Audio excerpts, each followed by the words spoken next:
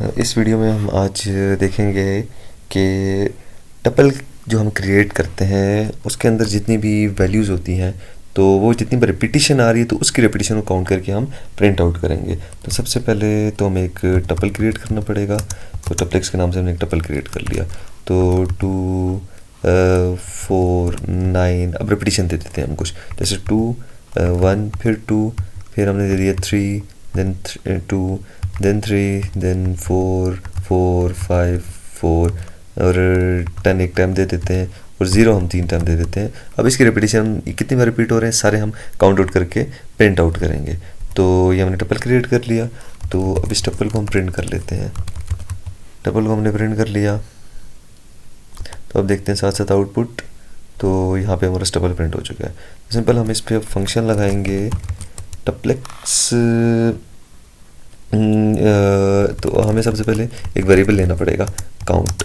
उस पर हम लगाएंगे कि टपलेक्स डॉट काउंट। काउंट का हमारे पास एक फंक्शन है। तो अब इस फंक्शन को हम देख लेते हैं ये क्या है कि करता क्या है यहाँ पे कि ये टपलेक्स मतलब ये टपल उठाया इसने, उसके अंदर एक बिल्ट इन फंक्शन है अपना ही काउंट का इस टपल का। तो वो इसको कॉल किया इस टपल के लिए और इसके अंदर हम एक आर्ग्यूमेंट दे देंगे जिसके अंदर हम नंबर देंगे और उसकी रिपीटिशन काउंट करके देगा। अब उसमें से देखेगा ये 4 कितनी बार काउंट हो रहा है। यहाँ से सर्च करना स्टार्ट करेगा, जितनी बार 4 एक टाइम आ गया, ये 2 ये 3 ये 4 टोटल 4 टाइम हमारे पास 4 आ रहा है। तो यहाँ से 4 को काउंट करेगा, काउंट करने के बाद उसको स्टोर करेगा इस वेरिएबल के अंदर। अब हम इसको प्रिंट करके देख लेते हैं कि क्या वैल्यू हमारे पास प्रिंट होती है। तो यहाँ पे हम इसको प्रिंट करके देख लेते हैं कि क्या वैल्यू हमारे पास प्रिंट हो रही है।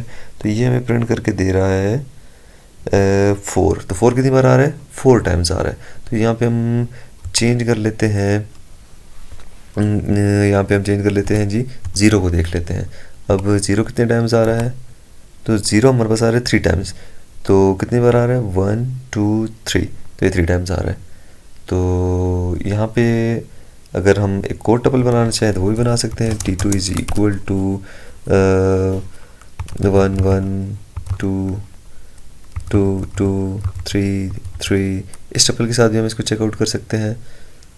और यहाँ पे हमने डबल कॉमा लगा दिया है तो उसकी वजह से एरर शो कर रहा है। तो यहाँ पे अपने इस टपल को यूज़ करना है तो सिंपल यहाँ पे हम लिखेंगे काउंट, देन हम यूज़ करेंगे T2 टपल एंड देन हम काउंट का फंक्शन, देन हम देखेंगे जी 3 टाइम 3 हमारे कितने टाइम्स आ रहे हैं और फिर हमें इसको प्रिंट कर देना है, प्रिंट काउंट 1। तो अब इसको हम देख लेते हैं 3 कितने टाइम्स आ रहा है। तो 3 आ रहा है हमारे पास 2 टाइम्स। 2 टाइम्स देख लेते हैं, अब 2 टाइम्स आ रहा है 1 2, हाँ तो 2 टाइम्स ही हमारे पास ये 3 आ रहा है।